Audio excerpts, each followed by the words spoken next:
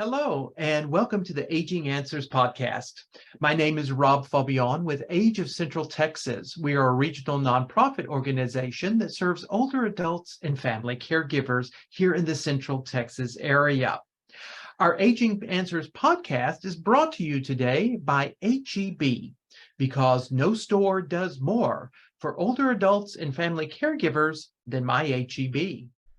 You know HEB for quality fresh food at low prices to help you eat well. Now, HEB has primary care physicians and dietitians on staff to help you get and stay well. And because HEB believes affordable care should be accessible to all Texans, monthly memberships and cash payment options are available. Let HEB's team of highly reputable and experienced care providers help you on your health journey. Virtual and in-office visits are available. Visit heb.com/wellness to learn more today.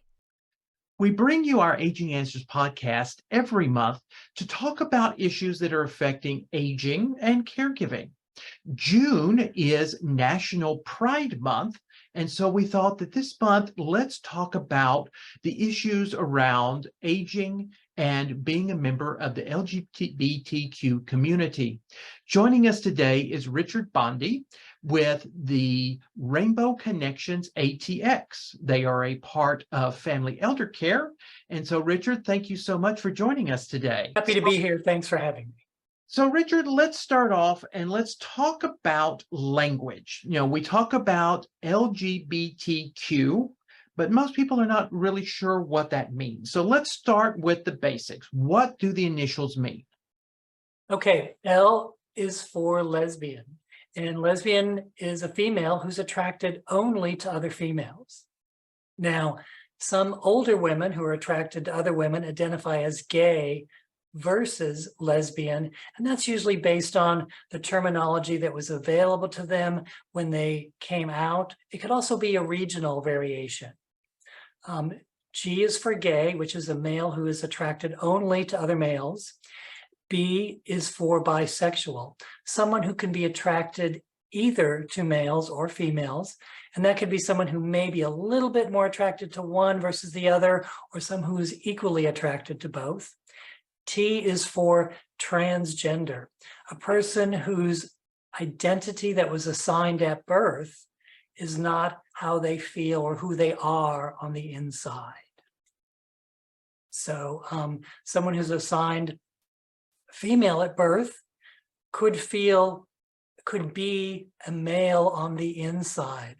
So they would be a transgender man. And then Q is for? Well, Q is for a couple of things. Q most often is for queer. Now, a lot of people, and I'm just going to put a stake in the ground, maybe 45 or 50 younger, are going to think that queer is a good term.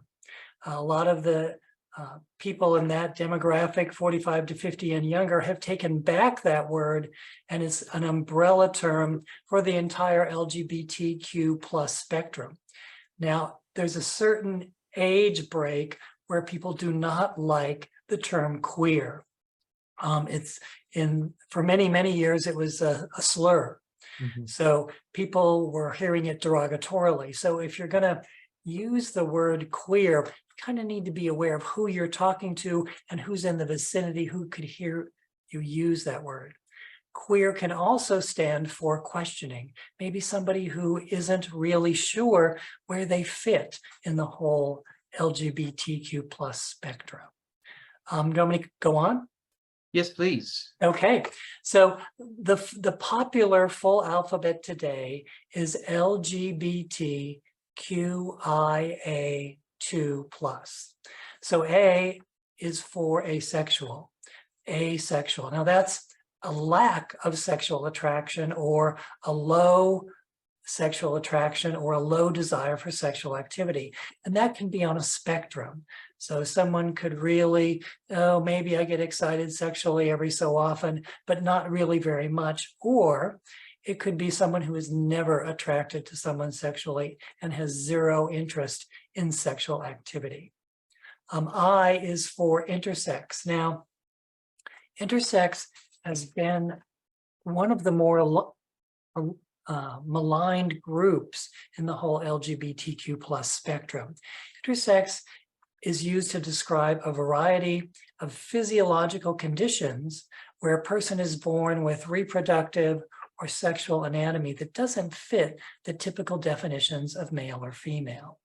I can go on and talk about intersex a lot more, but intersex persons occur naturally with about the same frequency as naturally red-haired persons do today in today's civilization. So they are out there. And sadly, many of them have been surgically altered at birth to fit that standard of must be male or must be female. Two stands for two-spirit. And that is kind of honors the traditions among many Native American tribes and groups where someone does not have to be exclusively male or female in the Western civilization sense of that. They celebrate more of a diversity of gender, and where someone could be physiologically male, but take on a more historically female role in the tribe and vice versa. Now, the plus sign refers to anything that's not mentioned in the LGBTQIA2 spectrum. Now, in the past, that was translated as other, but people are objecting to that. They don't want to be othered. So we think about it as something that's additional. Maybe we didn't mention it. And for as many terms as I just went over, there's probably twice as many that I could go over that are just as valid, only just not as widely known. Is that kind of? So when it comes to older adults, as you mentioned, it's an age-related issue on what do you prefer. Also, I think quite a bit has to do with your geography as well. Someone who was raised in the South in the 50s is going to have a different way that they want to identify than someone who grew up in New York City. Exactly. And the thing that I would suggest is ask the person how they identify and then use that. And it may not be what you would have assumed looking at them or talking to them without asking. And so we need to honor how they choose to identify. And that's perfectly fine. Certainly. Yeah. When in doubt, ask, and the person will tell you what they prefer. And that's the best way to go. We also hear a lot about pronouns, and I think there's some confusion around that as well, because some people do not use the pronoun that you would think, looking at them, that they would identify with. So can you speak a little bit about that? Sure. So in our society, pretty much all of us grew up in what we call a binary construct. You were either male or you were either female. And there was really no in between. So you could have been a sissy male, or you could have been a very active and athletic female, but you were still a male or a female. So these days, people more and more are saying, hey, I'm not going to be in this traditional binary construct. So the pronouns that we use, and they're most common to our ear, are he or him, or she or her. Now, a lot of people who don't want to be stuck in that binary construct are using pronouns as they or them. Now, initially, when people hear that, they think, oh, they and them are plural pronouns, but that's actually not true. We've been using them as singular pronouns as far back as Shakespeare. And if you think about it, you can say, oh goodness, there's a phone on the table. Somebody left their phone there. So when people aren't sure about someone being he or she, they often just naturally substitute they or their. So it's not exclusively used for a plural person, a plural identification. Now, there are lots of alternate pronouns that are being used. They're usually gender neutral pronouns, and I'm just going to give you a few of them, but I could list off probably 20 or 30. Z or zeer, or they, or here. So there's a lot of them. You can Google those if you want to use them. But the thing about pronouns is similar to how someone identifies. What we suggest is when you introduce yourself, you say, hi, my name is Richard, and my pronouns are he, him. And that lets the person that you're talking to know that you are open to hearing their pronouns, which is a very important thing. And you see that a lot. I would say not so much with older adults, maybe 60 plus, but you're seeing that more and more with younger LGBTQ plus persons. And then older adults are tapping into that, saying, hey, I want pronouns as well. Now, two words of warning. First, these are not preferred pronouns. This is who they are. So you don't want to talk about them in the sense of them being preferred pronouns. They're that person's pronouns. The other word of warning is this is new to a lot of us. And I know when I first started paying attention to pronouns, I made some mistakes. If you do that, the best thing to do is just say, oh, I'm so sorry, I misgendered you, and then move on. Don't make a big deal out of it. Don't draw attention to it. As long as people are aware that you're making an effort, I think you're going to be fine. And again, when in doubt, ask, because Exactly. You know, people put it on their business cards. I have it on my email signature. And I even see that with a lot of government agencies where people are putting pronouns on their email signatures. So. And, just by simply asking, you are showing a sign of respect to the other person. Exactly. Showing that you are welcome to hearing their pronouns, even if they are the normal binary pronouns of he, him, or she, her. You're saying, hey, I want to address you and be, as you said, respectful to you the way that you identify. So here in Central Texas, we have one of the largest populations of LGBTQ community. And we have one of the largest populations of aging older adults in that community. So let's talk a little bit about some of the challenges of aging and being LGBTQ plus. Obviously, some of the same issues revolving around the general population revolve around the LGBTQ plus population. Transportation, housing, finances are some of the common denominators that we're all dealing with. But there are some challenges that are very unique to this population. So can you talk a little bit about some of the things that the LGBTQ community is having to look at as we age? Sure.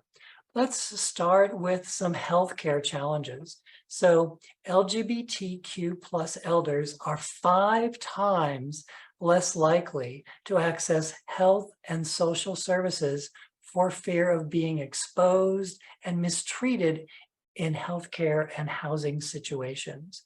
So there are many, many stories where someone leaves their home and goes into some type of care facility. Maybe it could be independent, it could be skilled nursing, whatever it is.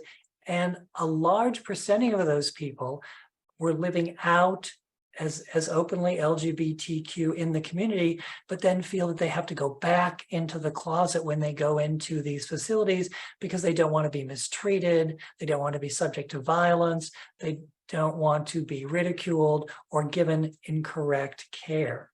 So that's a huge one.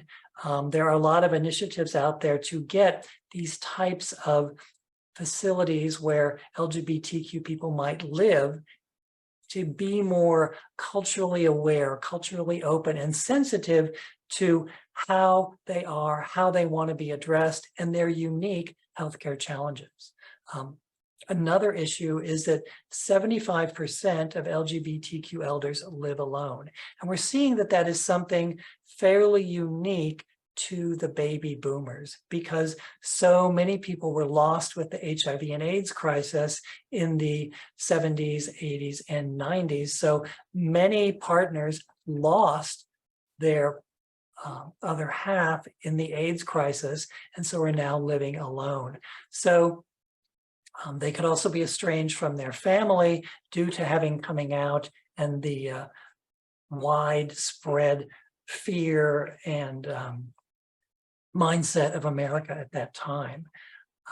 There's also issues with mental health. We hear a lot about the word intersectionality, and what that really means is that, okay, a person is older, so they're more at risk. A person is LGBT, somewhere on the LGBTQ plus spectrum, and then maybe they are Latino.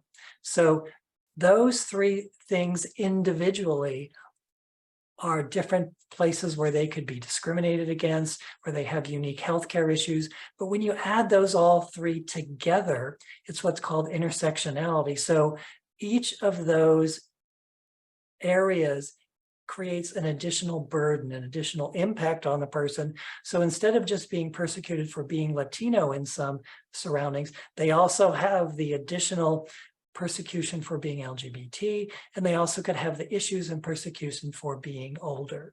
So that can really weigh upon someone's mental health.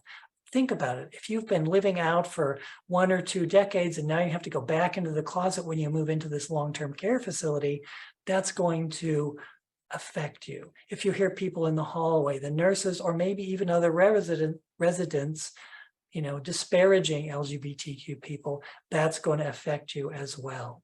So it's an issue. Yeah, we hear a lot of that.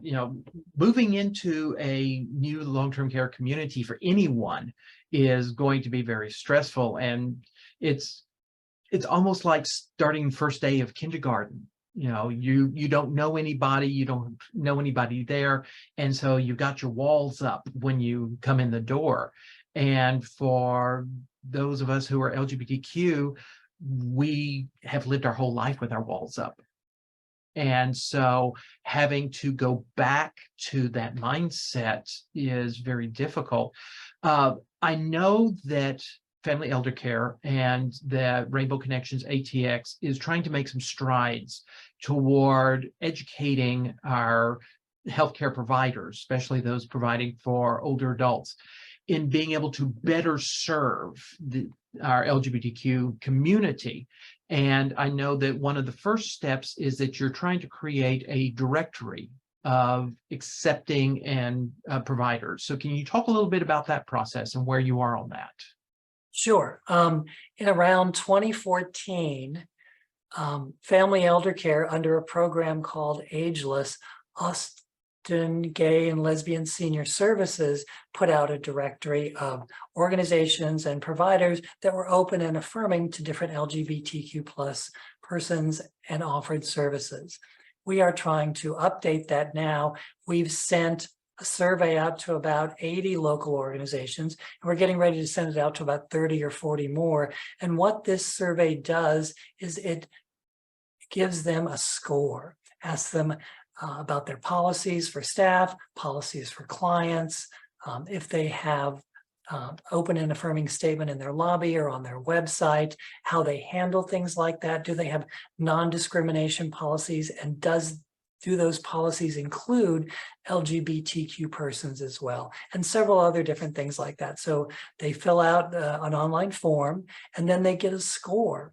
And what we do is we then share that score with the organization so that they're aware where they came in, and offer them a chance to make some changes to their organization and then resubmit. And then what we will do, either if they choose not to make a change, or if they choose to make a change and resubmit the survey, we will then publish that online and also make it available in a printed format.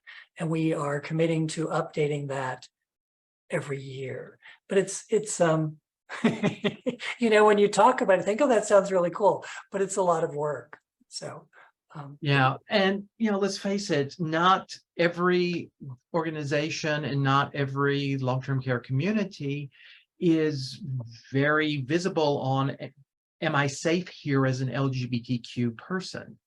And so having that type of resource is very helpful. For families or individuals who are in need of service and not really sure what questions to ask, are there any red flags? Are there any base questions that should be asked when accessing healthcare services or long-term care services? Well, yes, there are, but that's kind of tricky. I'll give you some red flags or some questions to ask in a minute, but when you're talking to someone maybe in marketing or who's doing the intake when the person is coming in, or maybe you're doing a tour to see if this is a good place, you're probably only just talking to one or two people. And what you really want is to get a sense of the organization.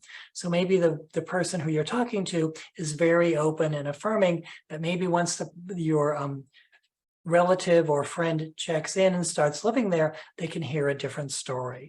So what we suggest is to go to organizations where they have gone through different levels of LGBTQ plus affirming care for the entire organization.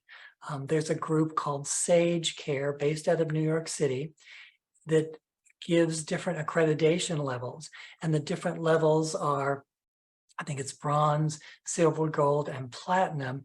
And those different levels vary based on the number of staff that took training and the scores that they got in training, as well as the number of executives and management that took the training and their scores that they got on the training. So you can look for those, and there are other people that do accreditation as well. But what you want to do is some of the things that I mentioned before. Look to see if there's a statement in the lobby about not discriminating for any reason. You can ask if they have a non-discrimination policy for staff and for clients. You can ask, so what would happen if my relative comes in here and staff start to bully them about being LGBTQ plus? Do they have some sort of rainbow flag or other thing on their website or in their promotional materials? And then if you can, you want to try and talk to people in the organization. Some of these organizations have a lot of churn and turnover. So those accreditations that I mentioned usually have to be redone every year to keep that certification. Does that kind of address your question a little bit? Yes, it does. When in doubt, ask those Exactly. questions and advocate for yourself and for your loved ones as well. You mentioned how many of our population is aging without support, and that we see not only among the LGBTQ community, but also through Central Texas as a whole. We have one of the largest populations of solo agers in the nation, and it's even more so for those who are LGBTQ. I know that Meals on Wheels has a congregate meal specifically for older adults who are LGBTQ. So that helps in some ways of breaking down that isolation and connecting to a community. Are there other resources for folks in Central Texas who are older and LGBTQ where they can connect with other members of the tribe? There are. Now for men, there is Austin Prime Timers, a great organization that is that group has nationwide arms, and there are different local groups. There's one here in Austin. There's also Rainbow Connections, ATX. We do pretty much a weekly type of event. We do different things all the time. Our signature event is held at the Vortex Theater. I believe that's out on Manor. And it's called Campfire Queer Story Time. It's usually on Sunday evenings. I think we're having one this Sunday. And it's just an opportunity to come together. They have those great food trucks at the Vortex. People can stand up and give their coming out story. They can read a poem. They can do something else that's interesting. They can sing a song. All types of different things. Now, to be a speaker, you need to sign up in advance, and you can do that by reaching out to our organization. It's RCATX, which stands for Rainbow Connections, ATX, at familyeldercare.org, and just say you want to sign up for Campfire Queer Storytime, and you'll get connected to that. We also have lots of other events. We do virtual events sometimes.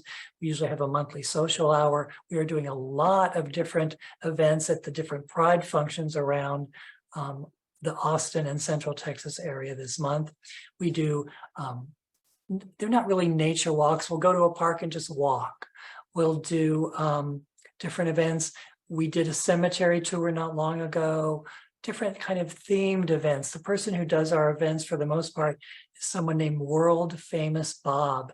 Bob is a retired club performer on both coasts for probably 30 to 40 years, and now works for Family Elder Care doing our events. So that's a great resource, something we are very lucky to have. There's other groups as well. What I would say, there's, you go on Facebook or any social media and just click, older LGBT, and there are a plethora of different groups that come up. So experiment a little bit. A lot of different faith-based organizations will have groups. So there is just a smorgasbord out there. There's a cafeteria to choose from. So there's a lot of offerings out there. And of course, when in doubt, contact the Rainbow Connections ATX, and they will put you in touch with whatever resource that you need. Richard, can you give us the website, please? Sure. It's Rainbow Connections ATX, all one word, .org for org. Perfect.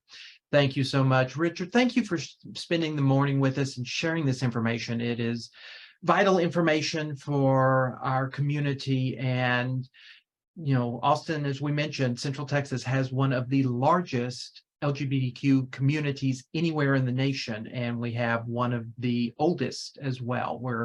We're aging gracefully, and we're lucky that we have a lot of great resources like Rainbow Connection ATX. So thank you so much for joining us with all that information today.